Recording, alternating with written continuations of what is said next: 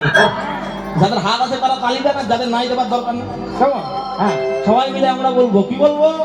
নিত্যানন্দ রাম আমার গৌর গুণধাম, নিত্যানন্দ রাম আমার গৌর গুণধাম, নিত্যানন্দ রাম আমার গৌর গুণধাম, নিত্যানন্দ রাম আমার গৌর গুণধাম, নিত্যানন্দ রাম।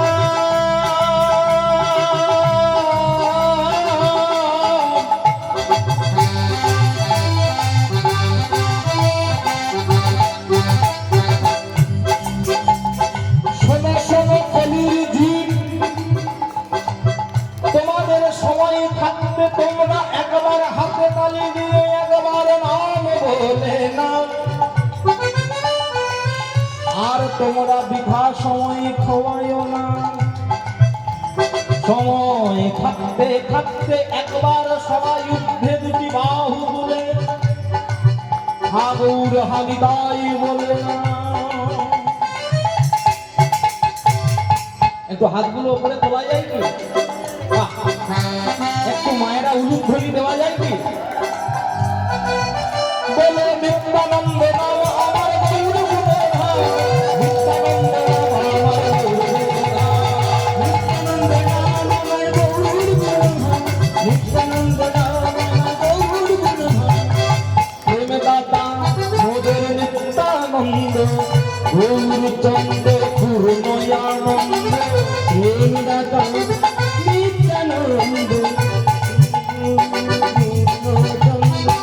প্রেম দাতা মোদের নিত্যানন্দ, গৌর হলেন পূর্ণয়ানন্দ, প্রেম দাতা মোদের নিত্যানন্দ, গৌর হলেন পূর্ণয়ানন্দ।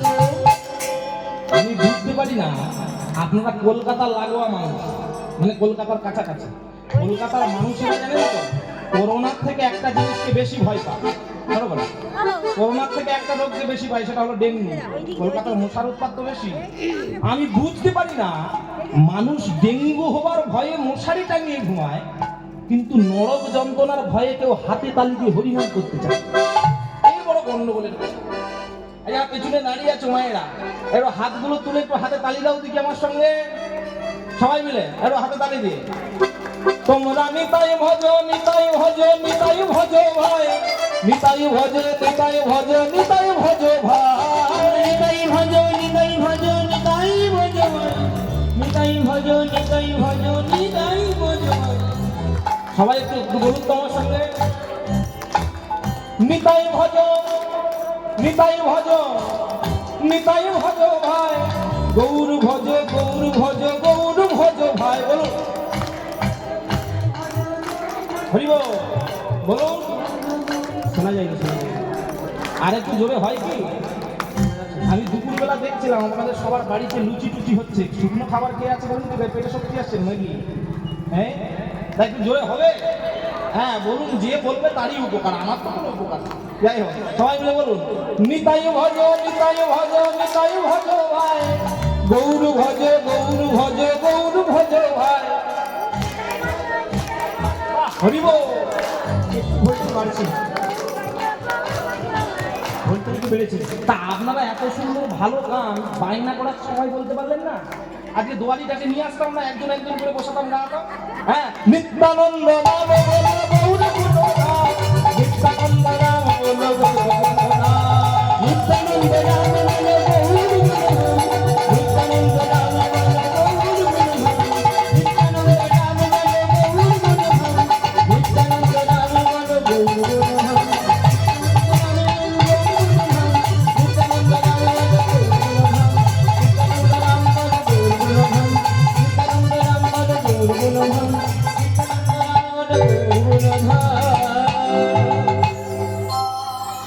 শোনো শোনো কলির জীব, হরি নাম করো সার, নাম করো সার, নামেতে তোমরা পাবে মুক্তি, নামেতে হইবে উদ্ধার, হইবে উদ্ধার। কৃষ্ণ নাম করো জীব আর সব মিছে মিছে, তোমাদের পালাইবার পদ নাই, জম আছে পিছে, জম আছে পিছে। সময় থাকতে থাকতে হরিনাম করে নিতে হবে। কেন জানেন? সময় থাকতে না যদি হরি ভজন করে, আপনি জানেন না আজকে কীর্তন শুনতে যাবার পর আপনার সঙ্গে কি হতে পারে। কি হলো, ওখানে মারছে কেন? হ্যাঁ, কোথায় ও কীর্তন শুনতে এসেছে। হ্যাঁ, যাই হোক, তো ভক্তমণ্ডলী মায়েরা, যে কথাটা বলছে একটু লক্ষ্য করবেন। সময় থাকতে হরি ভজন করতে হবে। কেন জানেন? একজন ব্যক্তি সারা জীবন প্রচুর অর্থ উপার্জন করেছে, টাকা পয়সা গাড়ি বাড়ি করেছে, কিন্তু কোনোদিনও হরিনাম করেনি, কোনোদিনও হরিভজন করেনি। এখন যখন তার বয়স 99 বছর হয়েছে, এখন মনে মনে ভাবছে এইবার আমি একটু বিশ্রাম নেব। এখন যেই বিশ্রাম নেব বলেছে, পরের দিনে কি করেছে, যমদূতেরা তার বাড়িতে চলে এসেছে। যমদূতেরা তার বাড়িতে চলে এসেছে, এসে বলছে, ও ভাই চলো, তোমার সময় শেষ, এবার তোমাকে যেতে হবে। ও তখন বলছে, ভাই সারাটা জীবন এত অর্থ উপার্জন করলাম, এত টাকা পয়সা গাড়ি বাড়ি করলাম, একটু কদিন অপেক্ষা করো, তারপরে না যাবো, একটু কদিন অপেক্ষা করো। যমদূতেরা বলছে, শোনো, তুমি হাজার চেষ্টা করলেও তোমাকে একটুকু অপেক্ষা করানো যাবে না, এক্ষুনি যেতে হবে। এখন দেখবেন যাদের টাকা পয়সা বেশি না, ওরা কিন্তু কথায় কথায় টাকার বিষয়টাকে তুলে আনে। টাকা যাদের বেশি হবে তারা বিষয়ে টাকায় তুলে আনে। এখন ও কি করেছে, ও নিজে তো টাকা পয়সা গাড়ি বাড়ি বেশি আছে, ও বলছে, ভাই অন্তত 4টে দিন সময় দাও, 4 লাখ টাকা দেবো। ও ভাই 4টে দিন সময় দেন, 4 লাখ দেবো। আরে আপনি 4 লাখ দেন আর 10 লাখ দেন, 1 মিনিট সময় দেওয়া যাবে। ও তোমরা তো যমদূতের লোক, বুঝতে পেরেছি, কিন্তু খিদেটা একটু বেশি। শোনো না, একটা দিন সময় দাও, 20 লাখ দেবো। বলে আপনি 20 লাখ দেন আর 50 লাখ দেন, 1 মিনিটে সময় বেশি দেওয়া যাবে। ও তখন মনে মনে বলছে, অন্তত 1 ঘন্টা। ছেলেদের নামে সবকিছু লিখে দিই, করেছি তো, লিখে দিতে হবে না, নাহলে এগুলো তো সব সরকারের আন্ডারে চলে যাবে। অন্তত 1 ঘন্টা। বলে 1 ঘন্টাও নয়। যমদূতেরা তখন বলছে, শোনো, তোমাকে পৃথিবীতে আসার পাসপোর্ট তোমার বাবা মা দিতে পারে, কিন্তু পৃথিবী থেকে যাওয়ার ভিসাটা আমরা দেব, আর অন্য কেউ দেব। এই বলে, হ্যাঁ, তোমাকে যেতে হবে। ওই ব্যক্তি কি করলো, 1000 টাকার লোভ দেখিও কিন্তু সে তার মৃত্যুটাকে রক্ষা করতে পারবে। তাই যখন মৃত্যুর ডাক আসবে, তখন কিন্তু তোমাকে চলে যেতে হবে। ভেবেছ কি মনে এই ত্রিভুবনে তুমি যাহা করে গেলে কেহ জানে না, অমন বারে বারে তোমার এই পৃথিবীতে আর আশা হবে না। তুমি যাহা করে গেলে আসিয়া হে খাই, চিত্রগুপ্ত লিখিয়া ভাই ভরছেন খাতায়। হ্যাঁ, মনে রাখবে, রাতের বেলা লুকিয়ে লুকিয়ে লোকের পুকুরে মাছ চাষ হয়েছে বলে বিষ ঢেলে দিয়ে চলে আসছো, মনে মনে ভাবছে কেউ দেখছে না। ওরে বাবা, তোমার উপরে আরেকজন বসে বসে দেখছে, ও খাতা তুলছে, বলে যখন পূর্ণ হবে তখন ঠিক দেখে নেবে। মনে মনে ভাবছে ওর ছেলেটা বেশ টাকা পয়সা গাড়ি বাড়ি ভালো করে নিচ্ছে, ওকে বেটাকে সাহেস্তা করতে হবে। ওকে কি করলো না, একটা মদের আসরে ডেকে ওতে একটু ওষুধ খাইয়ে দিয়ে ছেলেটাকে পাগল করে দিল। ওরে বাবা, আর একজন তো উপর থেকে দেখছে। হ্যাঁ, মনে রাখবেন, ওখানে হিসাব হচ্ছে, ওখানে খাতা বন্ধ আর এখানে পাতা বন্ধ। মানে ওখানে যমদূতের খাতা বন্ধ হবে, এখানে আপনার চোখের পাতা বন্ধ। হরি বল, হরি বল, হরি বল। তুমি যাহা করে গেলে আসিয়া হে খাই, চিত্রগুপ্ত লিখিয়া ভাই ভরছেন খাতাই। মানুষ দেবতা হয় হয় অবতার, মানুষের কুলে কলঙ্কের কালি লাগাইও না। সাবধানে চলো, মন হও হুঁশিয়ার, বেলা তোমার আসছে বয়ে আসছে অন্ধকার। সবসময়ের জন্য ভালোভাবে থাকতে গেলে, ভালোভাবে কথা বলতে গেলে, ভালোভাবে চলতে হবে। যখন ভালোভাবে চলবেন, দেখবেন কৃষ্ণ চরণটাকে আশ্রয় করে যখন চলবেন, যত পথে কাঁটা পড়েছিল ওই কাঁটাগুলো কিন্তু সরে সরে যাবে।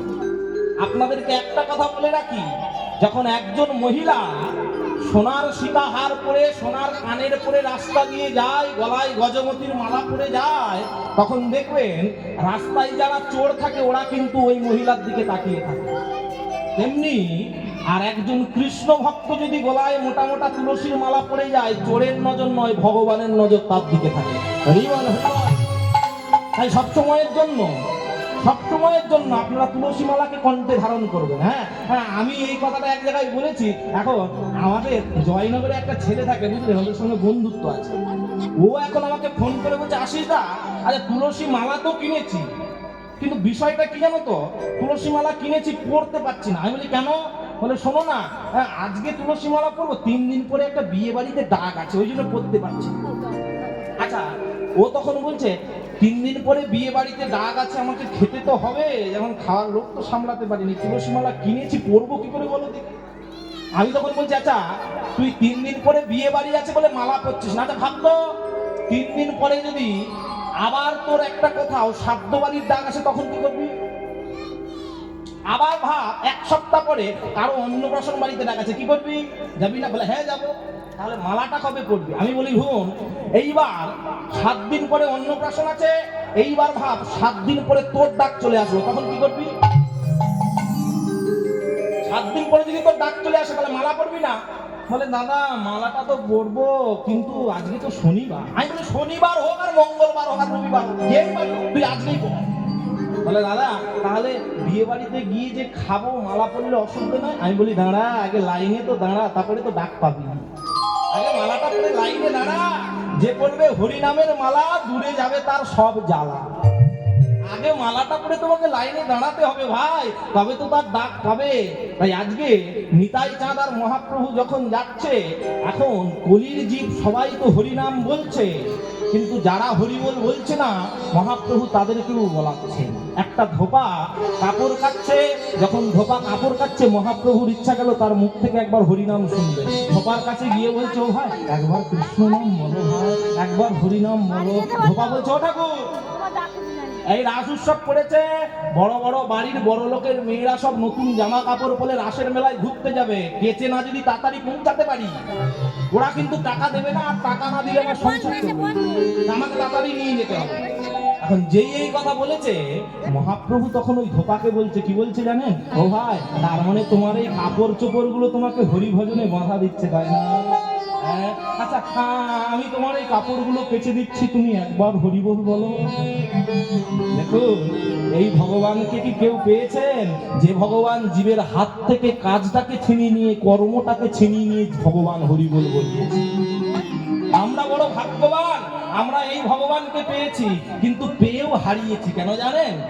70 বছরের ঋষি ভক্তি বেদান্ত স্বামী প্রভুপাদ, তিনি যখন ইউরোপ আমেরিকা পাশ্চাত্য দেশে হরিনাম দিতে যাচ্ছিলেন, জাহাজে করে যখন সমুদ্রের উপর দিয়ে যাচ্ছে, দুটি বাহু তুলে নিতাই চাঁদ আর গৌর সুন্দরকে বলছে, ওগো নিতাই চাঁদ, ওগো গৌর সুন্দর, তুমি আমাকে কৃপা করো, আমি যেন তোমার এই মধুমাখা কৃষ্ণ নাম, যে জগতের মানুষগুলো নারী বিড়ি মদ গাঁজা ছাড়া কিছু জানে না, তাদের মুখ থেকে যেন একবার হরিনাম বলাতে পারে। সেই 70 বছরের মানুষটা বিদেশে গিয়ে, ইউরোপ, জাপান, মেক্সিকো, ইংল্যান্ডে গিয়ে, যারা হরিবল বলতে পারে না, হরে কৃষ্ণ বলতে পারে না, হরে কৃষ্ণ বলে, তাদের মুখে হরিনাম বলালো, আর তারা হরিনামের মর্ম বুঝে নবদ্বীপে মায়াপুরে এসে ধুলায় গড়াগড়ি দিল। আর আমাদের হতভাগ্য কলিরজি, আমরা বলতে পারি তবু বলি না। দুঃখের বিষয় কি জানেন? সূর্য উঠেছে আমাদের দেশে, ঘুম ভেঙে গেল তাদের। আমাদের গৌর, আমাদের নিতাই, আমরা তাদেরকে চিনতে পারিনি, আমরা হরিনামের মূল্য বুঝতে পারিনি। আমরা কি করলাম না, কীর্তন আসরে এসে যেখানে হরিনাম হচ্ছে, কার ছেলে কোন দিকে ছুটছে তার পেছনে ছুটছে, কোথায় পাঁপড় ভাজার দোকান বসেছে সেদিকে নজর, কোথায় আইসক্রিমের দোকান বসেছে সেদিকে রুচি, হরিনামের রুচি। কিন্তু দেখুন, আজকে যখন মহাপ্রভু নিতাই চাঁদ হরিনাম দিচ্ছে, শুধু আমাদের হিন্দু সনাতন ধর্ম মানুষের রুচি হয়েছে তা নয়, আর কাদের রুচি হয়েছে জানেন? পদকর্তা পরের লাইনে লিখছে, দেখো যবনেও নাচে লাই হরিনাম, যবনেও নাচে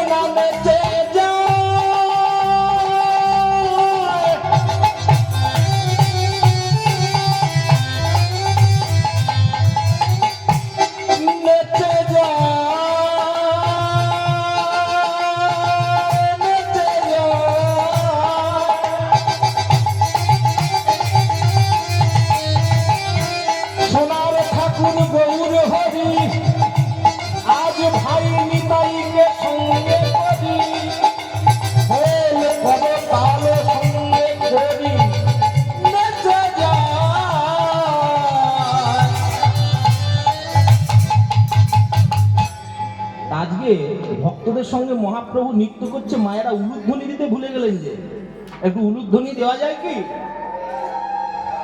সুন্দর যবনেও নাচে গায়, জয় হরি নাম। যবনেও নাচে গায়, জয় হরি নাম। যবনেও নাচে গায়, জয় হরি নাম। হেদয় অবতারে সে বঞ্চিত বলরা, হেদয় অবতারে সে বঞ্চিত বলরা, হেদয় অবতারে সে বঞ্চিত বলরা, হেদয় অবতারে সে বঞ্চিত বলরা। আমি বঞ্চিত হলাম, বঞ্চিত হয়, আমি বঞ্চিত হলাম, বঞ্চিত হয়। এই গৌরের চরণ হতে বঞ্চিত হলাম, গৌরের চরণ হতে বঞ্চিত হয়। ওই গৌরের চরণ হতে গৌর ভজন হলো না বলে।